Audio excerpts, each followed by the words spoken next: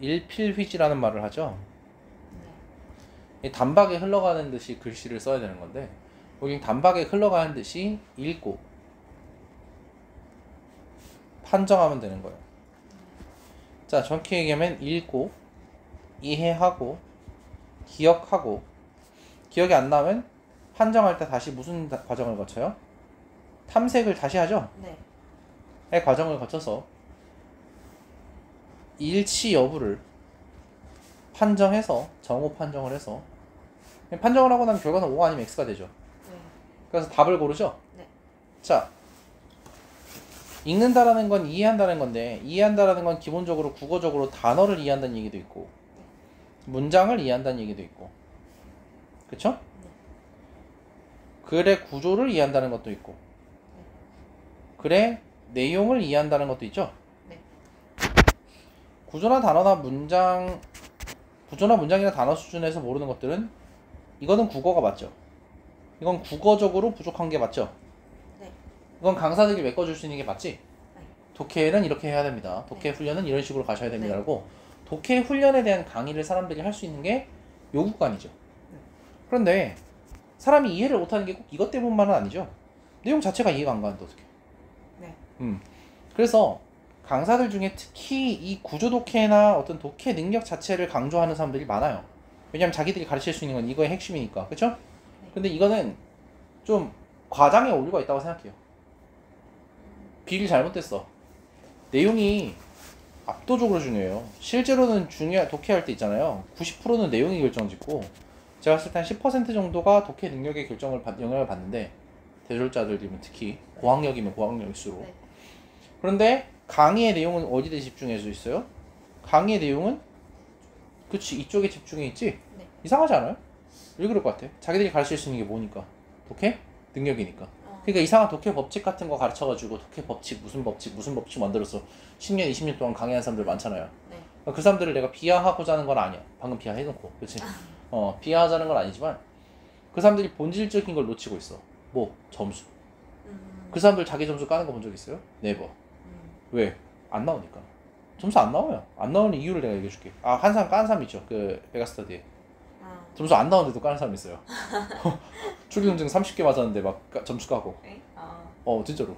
네. 강사인데 수강생보다 점수 안 좋은 경우도 있는데 그냥 점수 까요. 그래서 노력했는데 안 되네요. 그래서 허허허 성격 좋으신 분이 있어.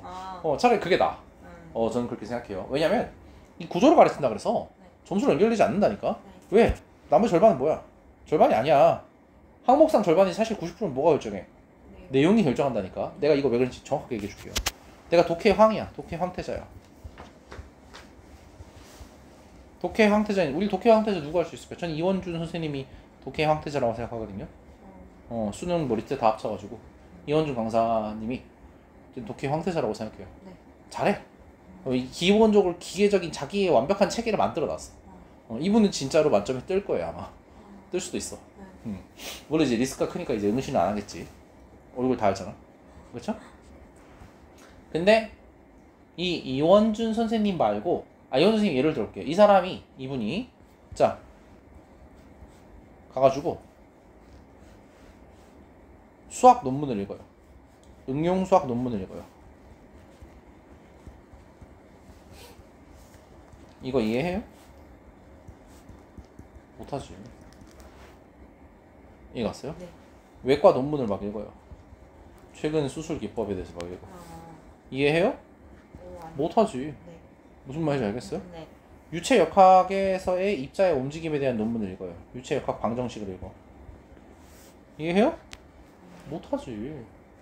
아무리 구조 독해가 잘 되는 사람, 독해 황태자라 하더라도 내가 의사가 아닌데 뭐. 아니 내가 수학자가 아닌데 뭐. 아니 내가 물리학자가 아닌데 뭐.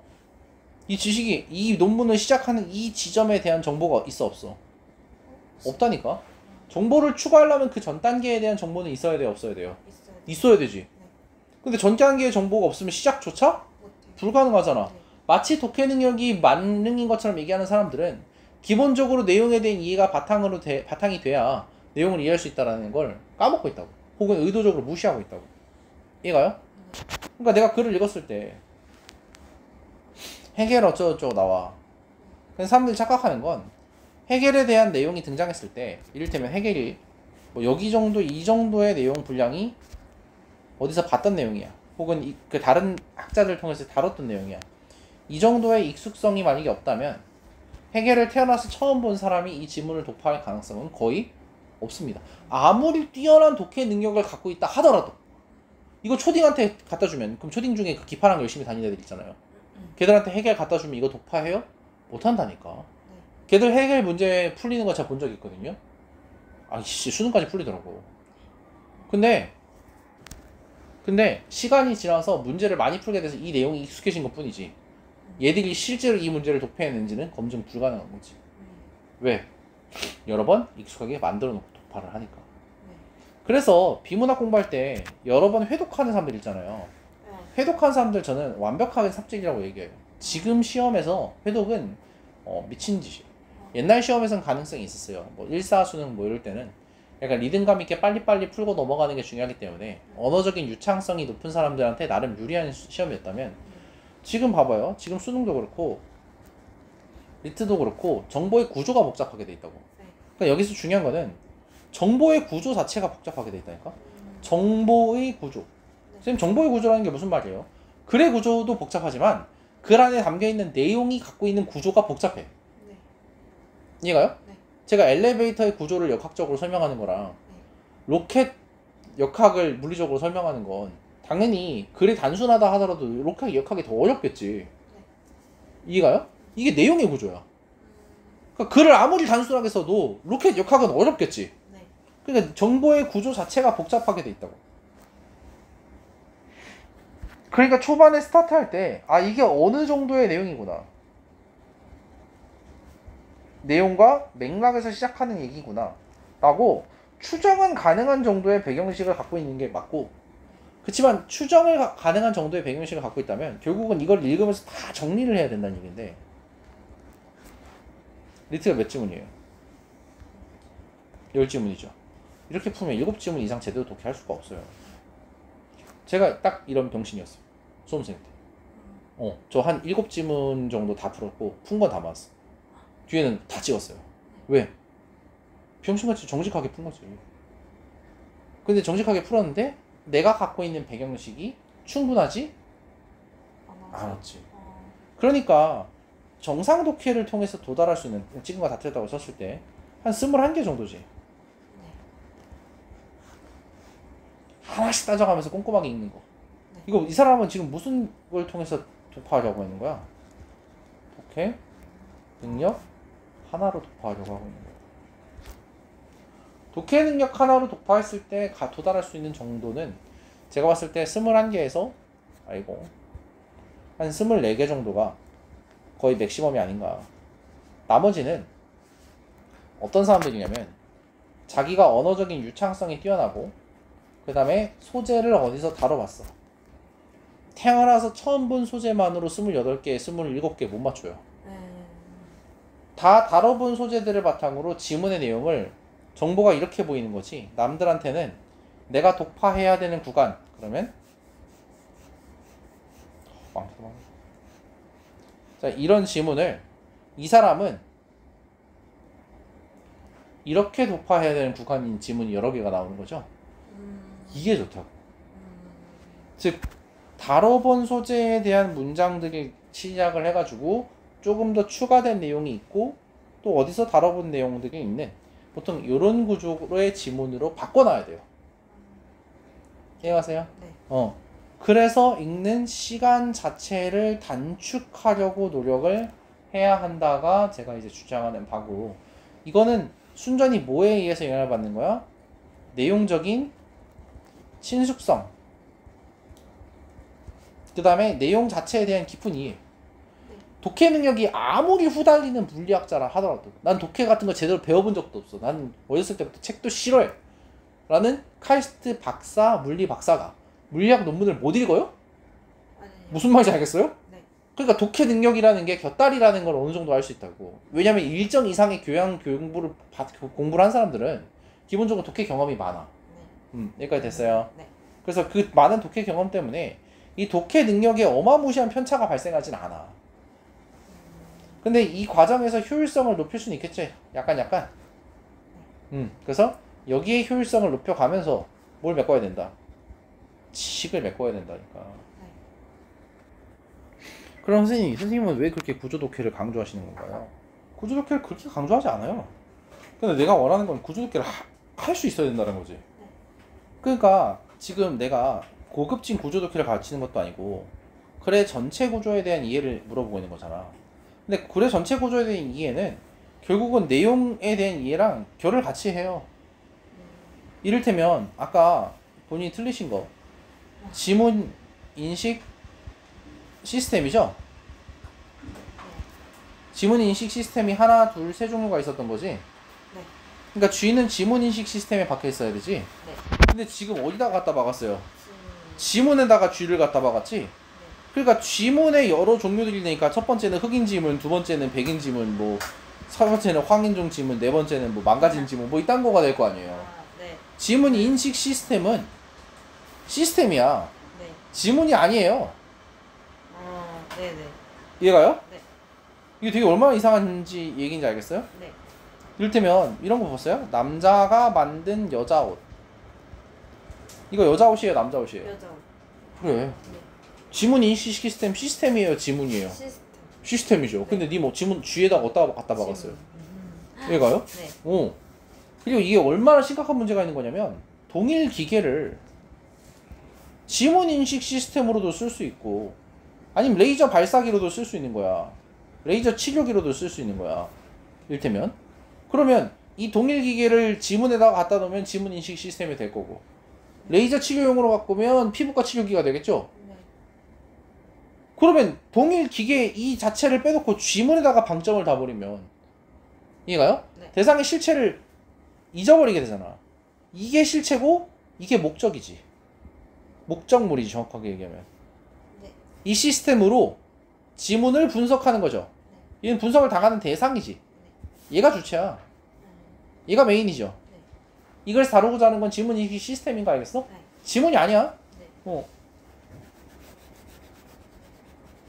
그래서 G를 어디다가 갖다 박느냐가 글의 구조에 대한 얘기이기도 하지만 결국은 글의 뭘 파악하는 걸 묻고 있는 거야. 주제를 파악하는 능력에 대해서 물어보고 있잖아. 너무 중요하지 않아? 네.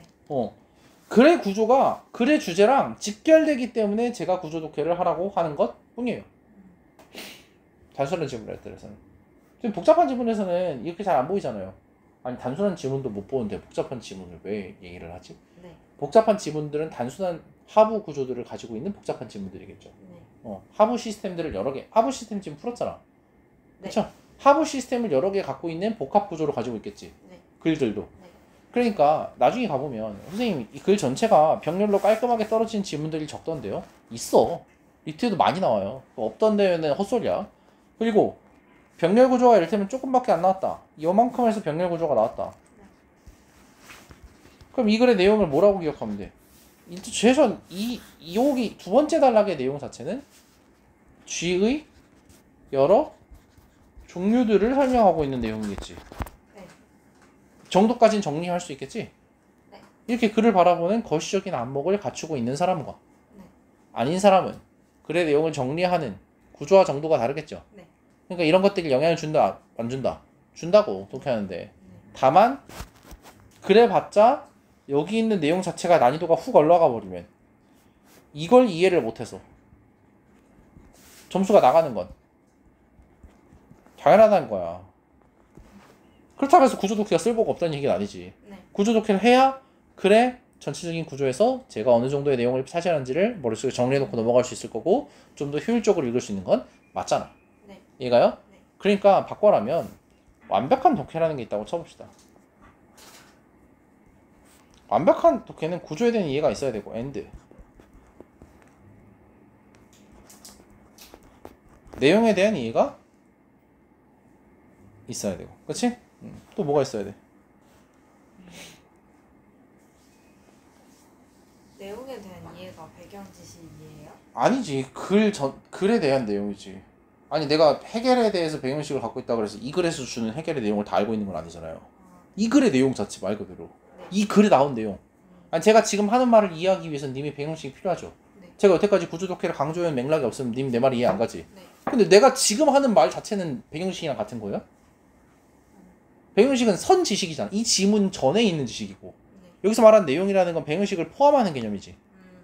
배경식과 이 글의 내용 둘 다를 얘기하는 거지. 네. 이해가요? 네. 내용 또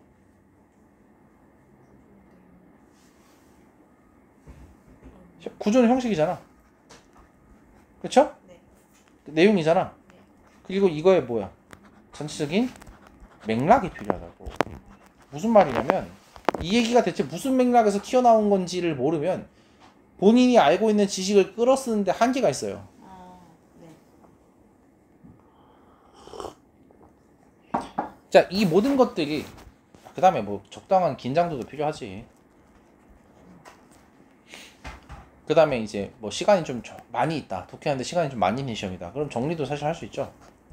정리 능력. 근데 시간이 보통 없는 시험이니까 정리 능력은 이제 머릿속에서 구조화시키는 거로 대체되는 거고. 이를테면 논술 시험이다 그러면 손으로 한번 정리해 보잖아요. 네. 됐어요? 네. 이런 독해 능력은 독해를 완벽하게 하는 데는 이런 것들이 다 필요한 거지. 이건 필요 조건 중에 하나예요. 구조 독해는. 수많은 구조 독해가 없으면 독해를 완벽하게 한다고 말할 수 없겠지.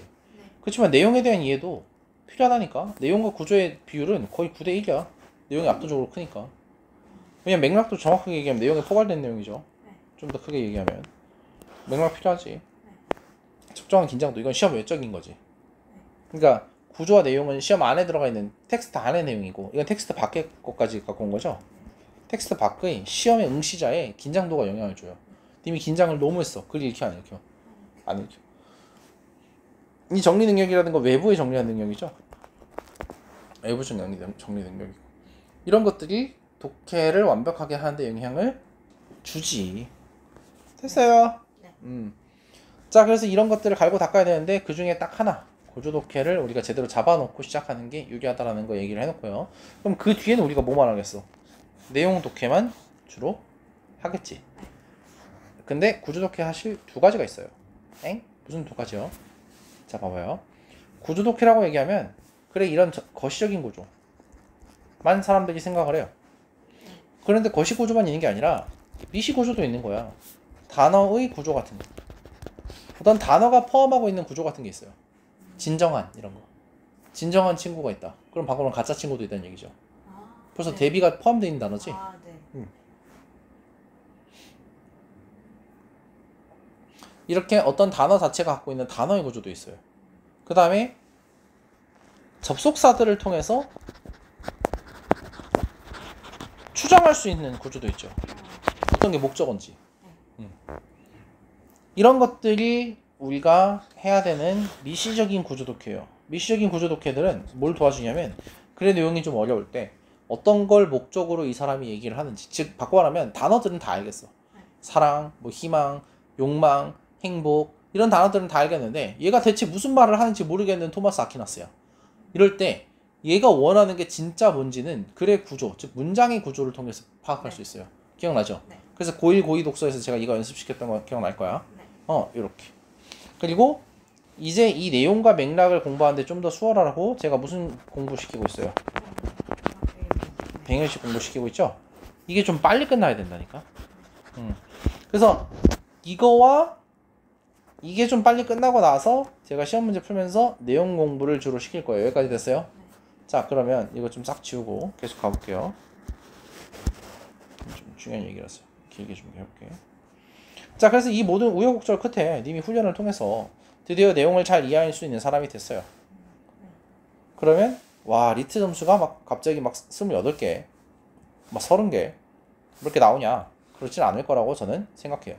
왜 그러냐면 봐봐.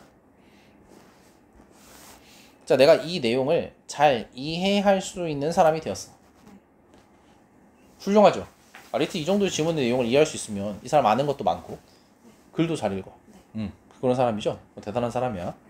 그런데 선지를 딱 들어갔을 때 선지가 꼬여 있어. 무슨 말이냐면 본문에 이 내용을 가지고 와가지고 분명히 1번 선지를 만든 게 맞거든? 근데 표현이 달라요. 같지 않아. 표현이 미묘하게 다르고 글의 구조가 달라. 혹은 자 이게 첫 번째 이유야. 제가 상세하게 다 나눠 보려고. 혹은 여기서 A에 대해서 다뤘는데 여기 B에 대해서 다뤘단 말이야. 여기 C에 대해서 다뤘어요. A에 대해서만 얘기하는 게 아니라 A와 B의 관계에 대한 정보를 물어봐. 판정을 요구해. 그럼 님이 뭐 해야 돼요? 지금 A, B를 가져가서 종합해서 판단해야 되지? 네. 이 둘의 관계에 비추어 봤을 때 2번 선지는 맞을 것이다. 이렇게 판단해야 되는 거 아니에요? 자, 1번 선지가 맞을 것이다. 1번 선지가 지금 꼬이는 이유를 여러 가지를 나열하고 있는 거야. 됐어요? 세 번째는 유사 단어로 대체를 해버려. 혹은 개념으로. 그런데 님 입장에서는 이걸 A로, 스몰 A로, 그러니까 이를테면 A는 K다라고 써있는데 스몰 A가 K다라고 써있는 거야. 이게 맞는지를 판정하기가 어려워.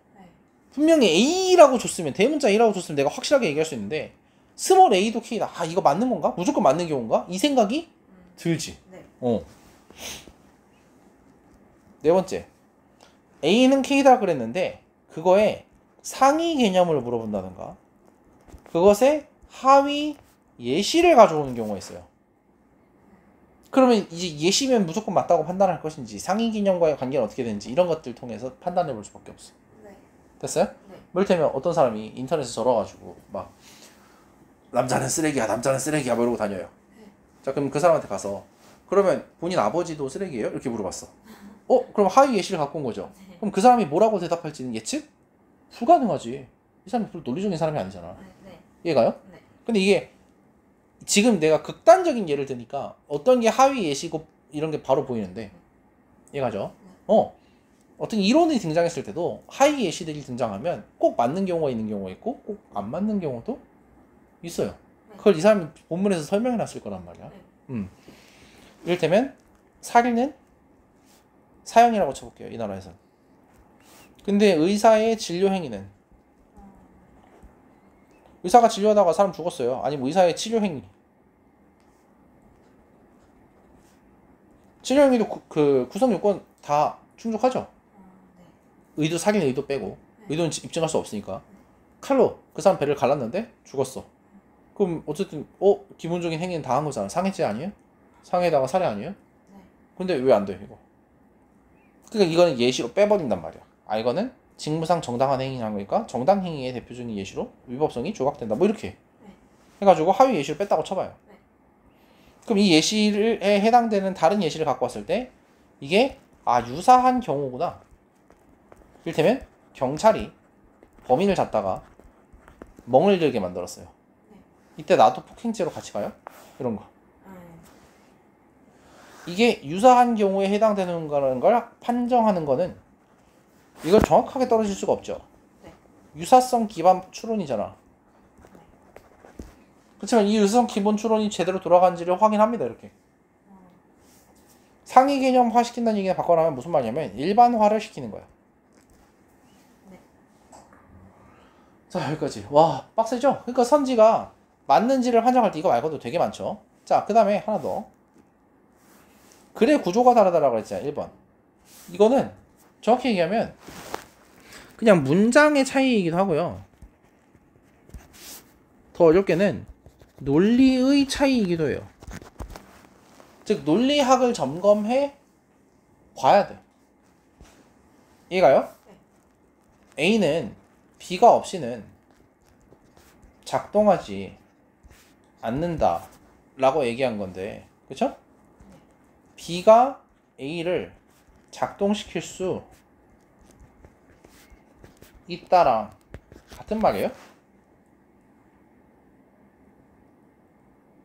네. 아니지. 자, B가 A를 작동시킬 수 있다는 얘기는 B면 A다는 얘기죠. A는 B 없이는 작동하지 않는다 그랬죠? A 화살표 B지. 네. 이건 B가 필수 조건이라는 말이고 B가 A를 작동시킬 수 있다는 얘기는 지금 단독으로 쓰였기 때문에 B가 충분하다는 얘기지. 네. B 말고 다른 요건이 필요한지는 문장을 읽어봐야 알아요. 네. 그래서 이건 문장을 읽어보고 판단할 수 있는 문장이지 네. 둘이 같은 건 아니에요. 네. 다른 정보가 필요하다고. 이런 거. 논리의 차이가 발생한다니까. 지금 작동, 근데 단어는 똑같아. 작동, A, B 라는 것만 들어가서 이거의 논리를 네가 판정해봐 라고 지금 준 거죠. 네.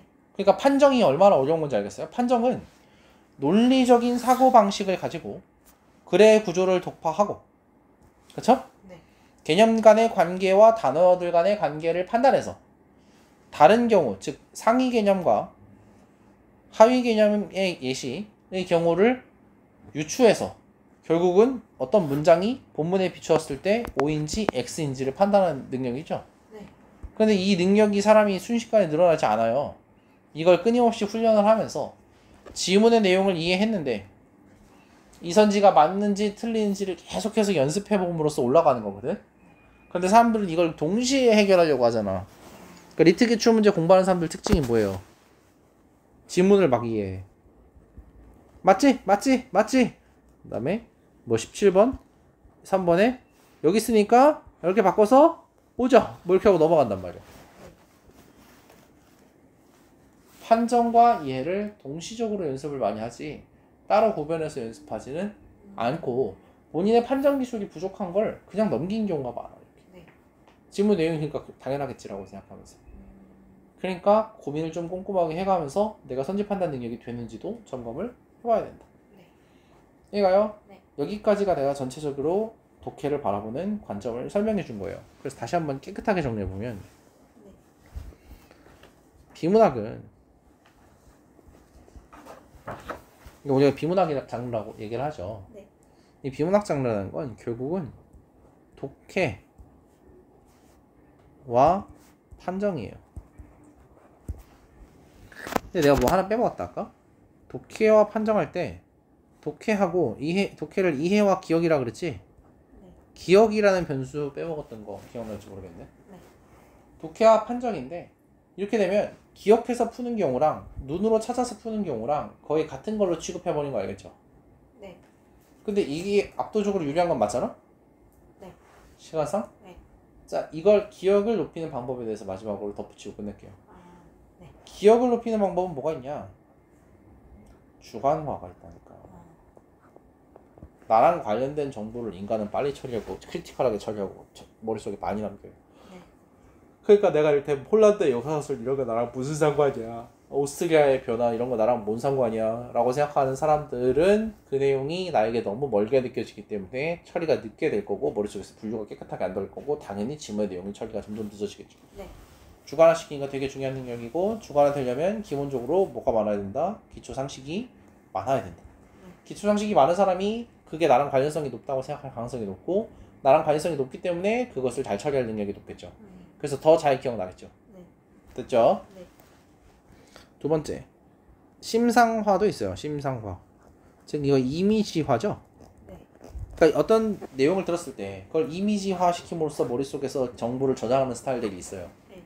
이것도 되게 좋은 능력이지만 리트에 한해서는 조금 한계가 있죠. 심상화를 아예 안 쓰거나 쓰라고 얘기를 하는 건 의미가 없어요. 자동적으로 이루어지는 과정이기 때문에. 네. 그러니까 심상화에 대해서 평가를 할 때 어떤 사람들은 심상화를 쓰지 마세요 이런 얘기를 하는데 그건 개소리지. 근데 머릿속에 자연스럽게 떠오르는 이미지를 어떻게 차단하고 자빠졌니? 네. 이해가요? 네. 그러니까 이렇게 하면 난 파란색을 보면 부산 바다가 생각나는데 부산 바다를 떠올리지 마세요 라고 얘기하는 거죠. 네. 그 떠올리는 건 내가 제어가 되나? 자동으로 벌어진 과정이지. 네. 그런데 심상화를 통해서 모든 걸 처리하려는 습관을 들이면 안 된다고. 왜냐면 너무 추상적인 내용이 나와요. 그러기에는. 이해가요? 네. 자, 그렇지만 심상화는 전체적으로 봤을 때는 어쨌든 구체화라는 기술 안에 들어가 있거든요. 네.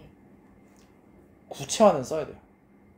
심상화를 매번 쓸 필요는 없지만 구체화는 자주 쓰면 자주 쓸수록 좋아.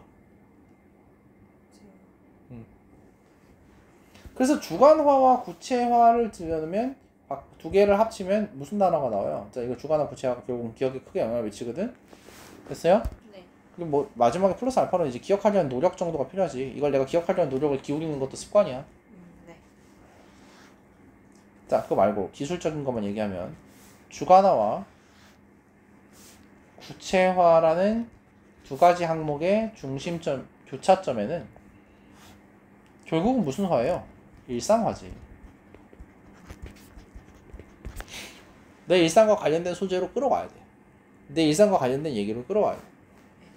저는 들레즈의 차이와 반복, 즉 반복을 통해서 만들어낸 새로운 세계의 새로운 지평의 창조, 이런 것들을 저는 뭐라고 해석하냐면 연애로 해석해요.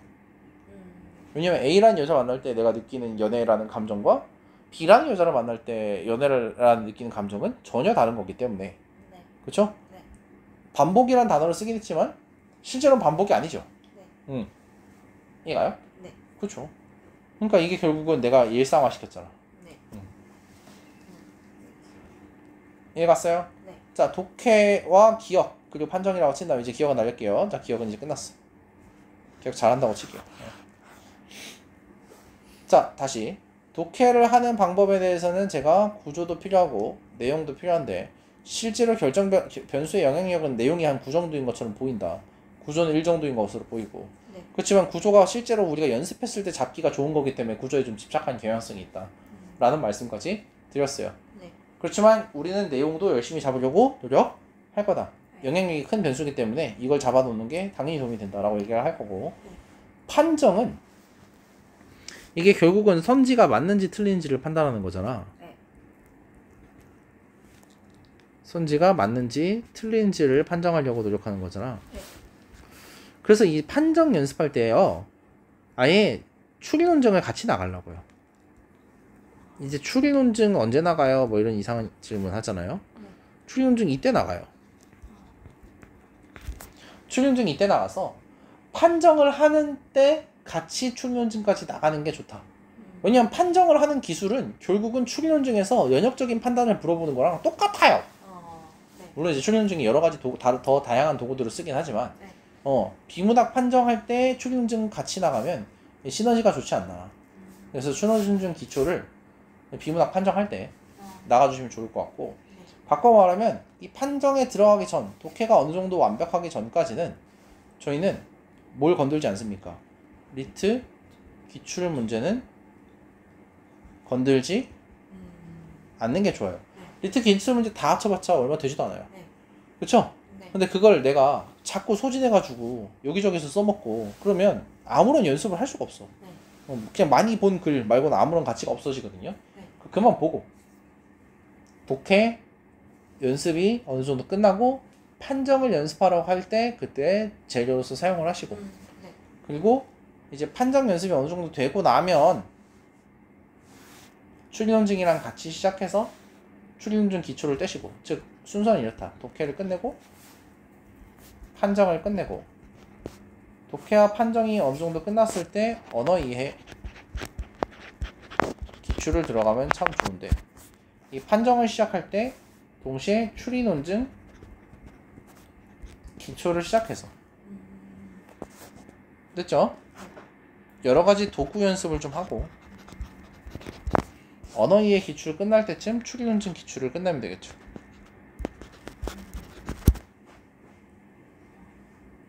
그래서 이게 전체 커리큘럼이 되지 않을까 라고 얘기를 하고 있는 거고, 저희는 어디서 진을 다 빼고 있어요 지금? 독해에서 진을 다 빼고 있죠? 네. 이미 한 8월부터 공부를 시작했으니까 9월, 지금 몇 월이에요? 11월이요?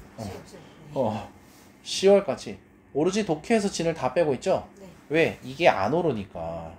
네. 이게 안 올라요. 징하게 안 올라. 이거 진짜 올리기 힘든 영역이에요. 그 얼마 전에 해커스의 이분 있죠, 강사님. 이분이 그 스레드에 글 올리셨는데 그런 얘기를 하더라고. 언어 이해가 10개 이하다. 그러면 이 사람은 2년은 잡아야 되는 거 아닌가, 전업으로. 그렇죠? 근데 제가 이거 1년도 안 돼서 했거든요, 작년에. 네. 네. 그래서 2년 잡을 필요 없어요. 물론 이제 2년 잡아야 된다는 게 저는 표준적인 거라고 생각하지만 저도 여기 어느 정도 동의하지만 네. 제가 있잖아요. 네, 제가 붙었잖아요. 제가 붙은 거 시간 단축하려고 붙은 거 시간 늘리려고 붙은 건 아니잖아. 네. 그래서 2년 저는 필요 없다고 생각을 하되 시간은 많이 때려박아야 된다. 2년 같은 1년을 보내야 되거든요. 네. 그러면 지금 갖고 있는 자습 시간은 부족해 안 부족해? 부족해요. 그리고 하나만 더. 자, 여기서